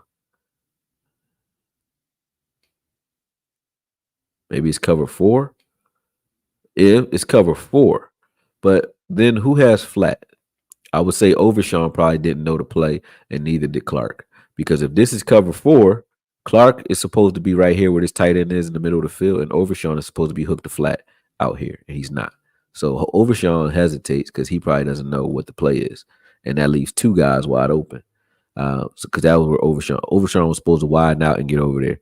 He obviously doesn't know, and that's probably because Kendricks isn't there, but he doesn't know where he belongs. Watch Overshawn. Overshawn is very, very rarely hesitant. He don't know where to go here. See, he hesitated the whole time. He don't know what he's looking at. And Clark is chasing a play that he ain't supposed to be chasing. So bad on both of them. Bad communication. I would call it communication first and foremost because when you see a guy just stand in space like that, who's usually playing like his hair is on fire, is because he's unsure of where he belongs. Look at that. He don't know what he's supposed to be doing. That was bad. Bad communication. Kendrick's presence is missed.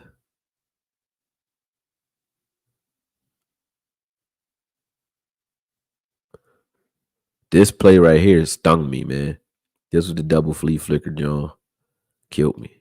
All right, so when you see, hey, you see on a play, hey, Overshawn and Clark don't know what the hell they're doing. Let's confuse them even more. Look at that. Boom. Look, they this is that same play. My bad. I gotta go back to it. I'm about to say they did it again. Let me see what they do in this next one. All right, so watch this. Let's watch what they do here. Boom. Overshawn. Now you got an opportunity to get these guys off the field here and get the ball back to your offense and make it a game. So they overcommit to the run here. Boom. All right. Now they settle down. Boom.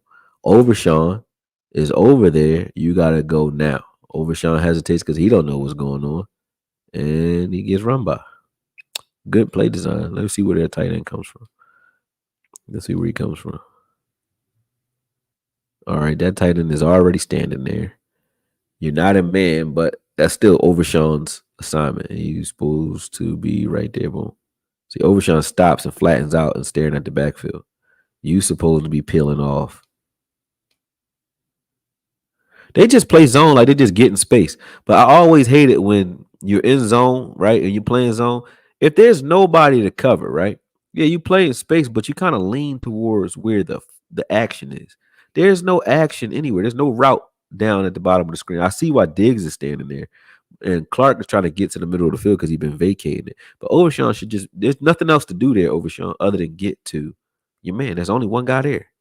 That's on Overshawn. Overshawn got exposed this drive because he's not sure of himself. He's not sure what he's supposed to be doing. You see him right there communicating. He don't know where he's supposed to be.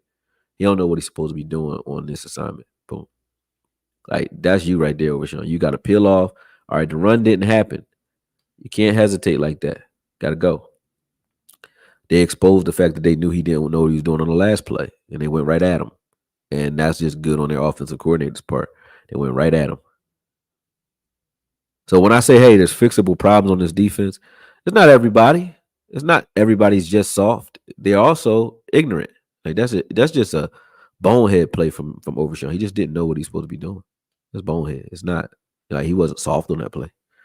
He was dumb on that play, but not soft. Yeah, I don't know if that's worse, but yeah. Boom. He was there on that play though. He does that okay. So this is a good run fit once again. Let's see. Linval. I'm seeing some good run fits too. Some of them are pretty good. Linval beats the shit out of his guy there. Clark, what are you doing, Clark? Clark sets the front side, I guess. He gets himself blocked up, but he beat the block okay. Kind of pussyfoots through it. And then him and Lawson meet at the ball carrier. Let me see what Lawson was doing on this play. I like Lawson too. Lawson's been good since he been here. So watch Overshawn and Lawson on this play. Boom. Boom. I think Linval, Overshawn, and Lawson did an okay job there. They did all right. You see how consistently Detroit is running, even when they ain't getting yards, they come right back at you and run it again. Overshawn sets the edge there. He doesn't get it, but did okay. But then they trying to come in there and arm tackle. This is bullshit right here. Now this is soft. Now y'all want to talk about soft. Now this is what I see as being soft. This soft right here. This is soft. Look at this. All right, Overshawn gets blocked. Right, he reaches out, he arm tackles. Let's watch who's cleaning this up. Is that Clark? Who's cleaning that up? And Wilson. That's Wilson. Wilson's supposed to wrap up. And who came behind him? Somebody else came behind Wilson and didn't do a damn thing either. Who was that? Who was that? Was that Clark later? I don't know. I'm trying to blame Clark for everything. You know? That is Hooker. Hooker, bring your arms. So Hooker and Wilson, bullshit. That was bullshit. Yeah, Hooker and Wilson. And then Clark later on. So Clark was in there though. But watch Hooker and Wilson. So Wilson's right there. Boom. He gets cut. But Hooker's supposed to clean this up. This should be a short tackle right here. Boom. The ball should stop right there. Now, boom. Clark just stops running. Boom. Clark still ain't running. He just gonna watch. Osa came and cleaned that up. All right.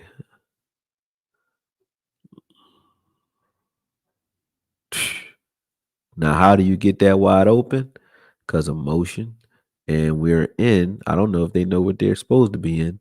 Looks like from the looks of things, you're supposed to be in man because J. Lou is up there playing man. But 27 doesn't know what he's doing. 27, why are you always back there? So look how he's playing off coverage here, right? So 27 is supposed to be on Amon-Ra, right? I guess he thought that he was going to switch. Yeah. Because there's no reason. I don't even understand what you're doing. Why would you be all the way up here? Everybody's playing man here, and then you got two safeties deep. 27 is all the way back here on a drag route and not even running. He's not even running with this, so he doesn't know the play. He doesn't. Look at him. He stops too. He stops because he thinks he's supposed to be playing zone. Look at him. He's up there. The ball down here, fool. He up there. This is man. Everybody's in man except for 27 right here at the top of the screen. He's up here in zone somewhere. Look at that. His man is down there in the flat. That's his man. All the way down here. They're in two man under. You won't belong up here, buddy. Look at him. And you're jogging. Jesus Christ. You better make the tackle. He ain't even have to make the tackle. That's 27. Let's watch 27 again. Like, he don't know what he's doing. I can't wait for Bland and, these guys to get, and even Carson maybe. Like, these guys, he don't know what he's doing. He didn't know what he was doing. They didn't even have to rub you off the route because you didn't run with your man at all. They ain't had to do shit to 27 on that play. Nothing. Because he ain't do shit. Nothing. Watch him again. Watch him to the right. Watch him. He's right there. Boom. He's supposed to be chasing. Now, even now, he sees it, but he doesn't know what he's supposed to be doing. This is how you know he doesn't know. Because right now, he sees it, right? Watch this next step. Boop. He steps away from it. Why? Because he doesn't know what the fuck he's supposed to be doing. And now he realizes, oh, that is me. And now he's jogging over there. Look at him. Look. He's still jogging. He's jogging. Effort and IQ. I ain't gonna blame them for that because 27 don't belong to fucking there anyway. They don't belong in there. Boom. There you go. Mozzie hurt his ass. Let's see what they were trying to set us up with on that play. All right. We are in, looks like cover 1. No, it's cover 3. Yeah, we're in cover 3. Boom. He tried to get this, it's like, I guess, a double post. Oh, they tried to sneak that out there right there at the bottom of the screen. You see that? They try to they sneaky with their routes. I like their routes. Look at this sneaky ass route here. So they caught us in cover 3. They were trying to get Diggs to 27. They going at 27 again. They know he don't know shit. Watch this. So they want 27 to bend inside, right? Watch this. They want him to break in like he is right there. He bends in, and then they're bringing that little jet, that fake. They fake the drag, and now Amon-Ra turning upfield. That's what he was looking for right there. But because I think that's Diggs at the bottom. No, who's that? Whoever this is at the bottom of the screen, they kind of recover before Goff can get to that read, right? And now Mozzie has a chance to recover. But you can see 27 is on skates still. He doesn't know what he's doing. Clearly don't know what he's doing. That was Wilson at the bottom of the screen. So Wilson sees it. I think Overshawn sees it. So Overshawn backs off. He gets back to the middle of the field. And then you see now Clark is just over there screaming, fire! You see Clark over there screaming, fire. Let's see where we in now.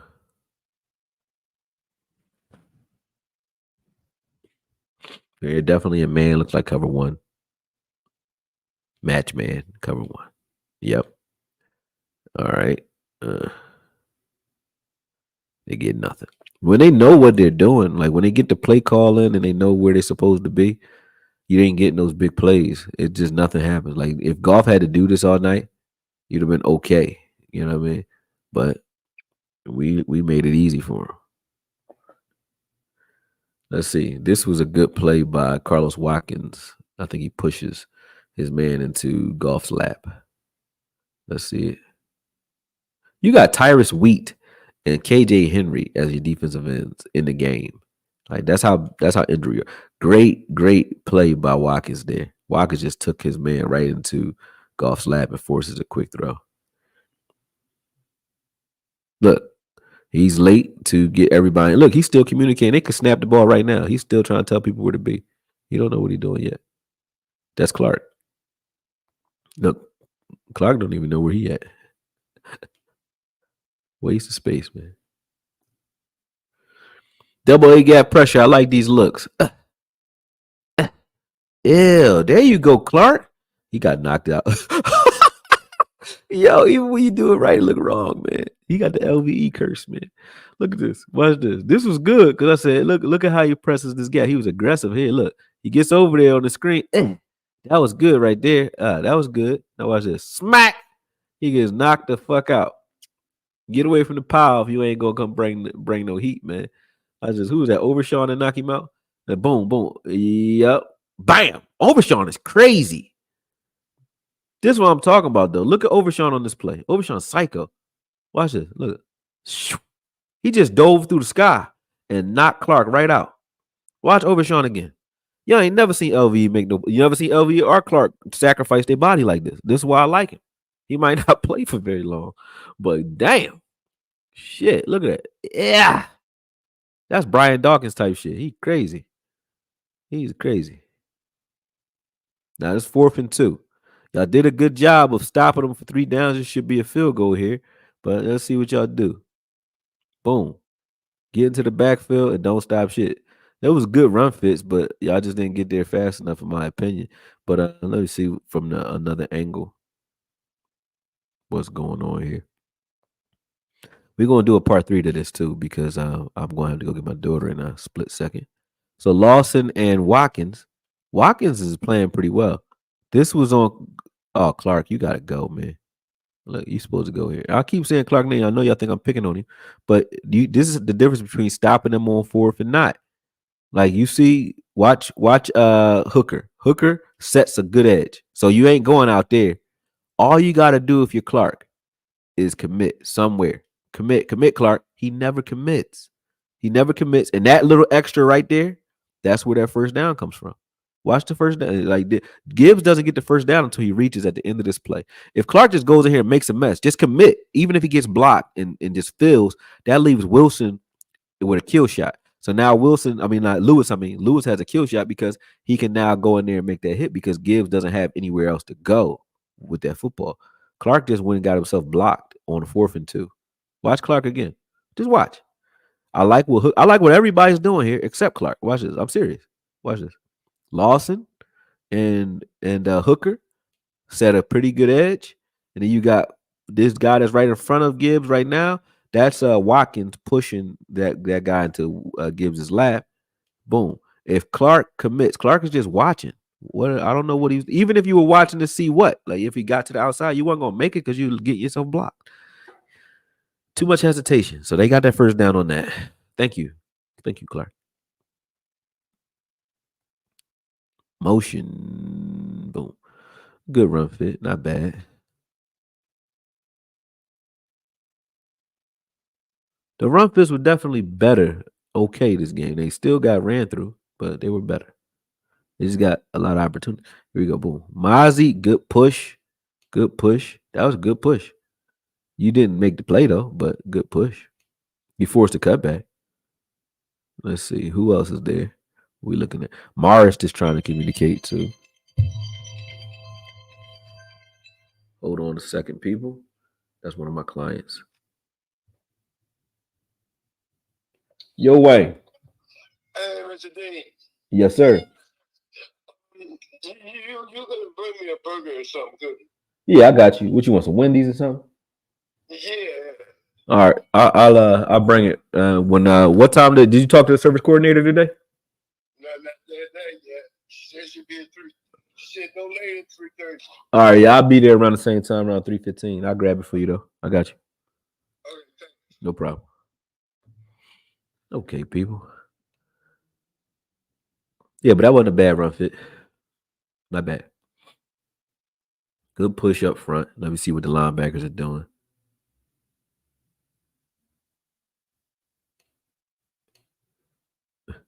They all hesitant. Nobody know what they doing, man. All the linebackers be hesitating, man. Consistently this game, they've been hesitant. When I say hesitant, I mean if you see a guy, you can't go fast in two different directions. So you see guys just jumping, they might take a false step to the left, false step to the right, and then you're already dead then because the play only 3 seconds. You take 2 seconds going left and right, you ain't moved. You ain't got off your spot. They're hesitant. See what Mozzie and Chauncey doing this play. I think they the ones who make this play. Mozzie did get pushed out of there on that touchdown play, but he's been okay since they let him back in the game. They must say, "Hey man, you either play like you got some sense or get out." Boom. Yeah. Who hit him like that? Oh, that was Wilson. Wilson made a good play here. Let's watch Wilson. Boom, boom. Wilson made an all right play there. Boom. Him and Mozzie. That was okay. That's how a screen's supposed to look. You supposed to stop those screens. He's so happy. Look at him. Let's watch Clark do something right for a change. Watch this. Let's see what he does. Double A gap pressure. All you gotta do is run up the field. Nothing. Still soft. He's everything he do is soft, but he could be a Charmin commercial. Yeah. Watch this. Soft. Watch this. This is the best game he's had in his career.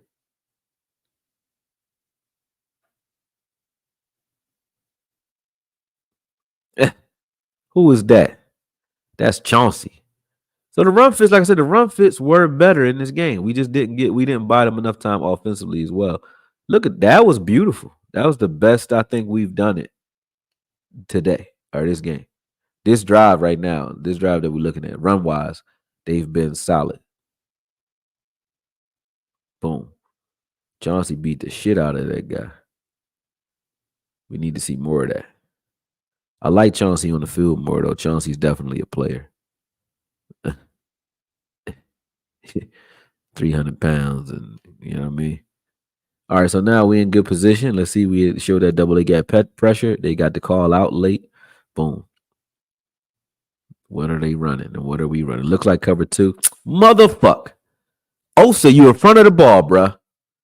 Jesus Christ. You right there on the ball. What are you doing? Oh, man. Osa, man. It's bad, bro. Very next play, what happens?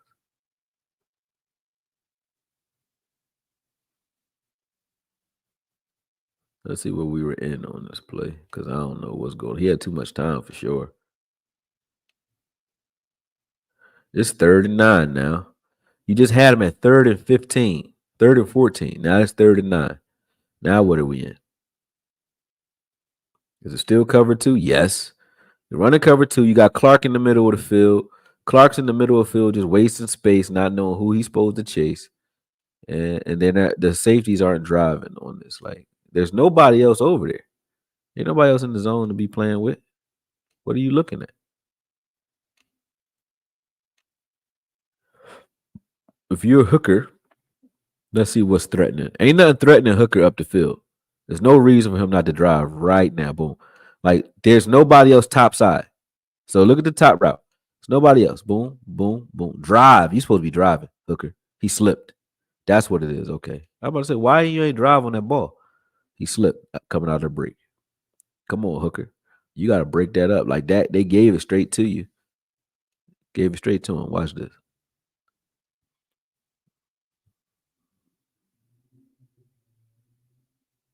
Nobody gets there.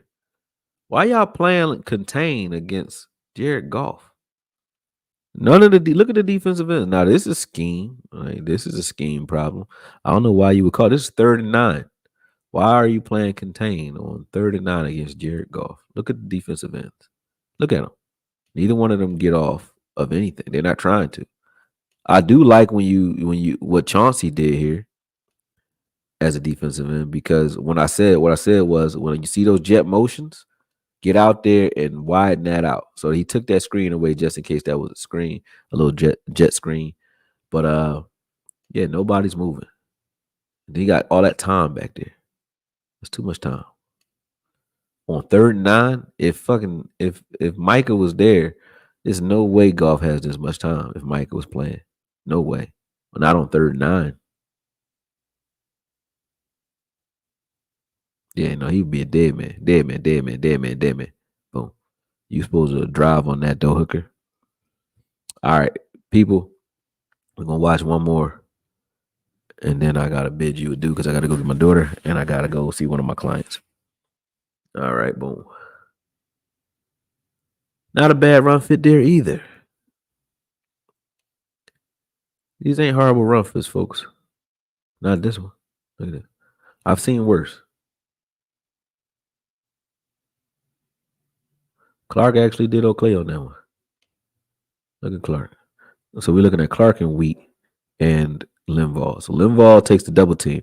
Clark, you supposed now what he did do though, you supposed to meet this man, because if Clark meets this man right here instead of waiting for the contact, then Overshawn can scrape over the top of this and blow Gibbs up.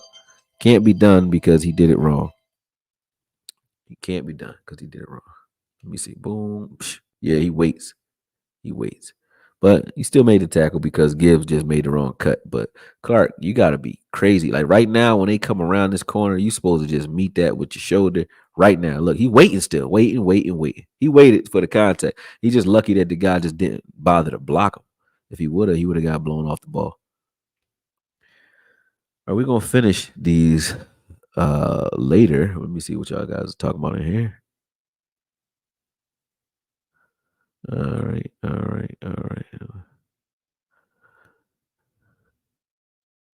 He said facts. That's why he told Micah it was so easy without him out there. When I saw that during the post game, it hurt. Zone coverage with a depleted defense and a middle linebacker that is lost. Don't want that contact. We were doomed from the start. As soon as I saw Clark playing, I knew this would be a 40 burger. That's facts.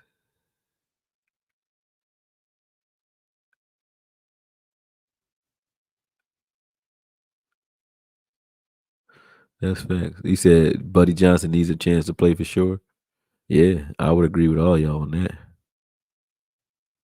All right, I see a super chat real quick. Okoye, why it look like we playing prevent almost most of the game? Like little to no blitzes, no tight man to man, make it harder on Golf. We just soft. Well, you playing soft coverage because if you blitz and guys don't know what they're doing, guess what? You're gonna get a big play, because you saw what happened with 27 on that one play. He didn't even know who you're supposed to be covering. So if you're calling a blitz and you're calling complex blitzes and you use man to man outside, you got zero coverages and shit like that, you'll get beat. You see where they rallied to him. They say, all right, we're gonna funnel everything to you, 27, on that first play. And he got jump ball. He let 17, whoever that dude is, moss him like he wasn't shit. So I mean, that's gonna happen. That's gonna happen. But let me go because I definitely got to go get my daughter. You know what I'm saying? But yeah, man, I had fun talking to y'all. Uh, I don't like bullies either. Diesel, I don't. But you could say that the host was trying to bully Jerry too by bringing up some. You brought up the off season to try to what? What you trying to do? You trying to justify yourself in the first 5 weeks of the season? Season ain't even over yet, but you trying to justify some off season jargon in the first 5 weeks. So who was bullying who? But all right, y'all. Gotta go. Talk to y'all later, man. Peace.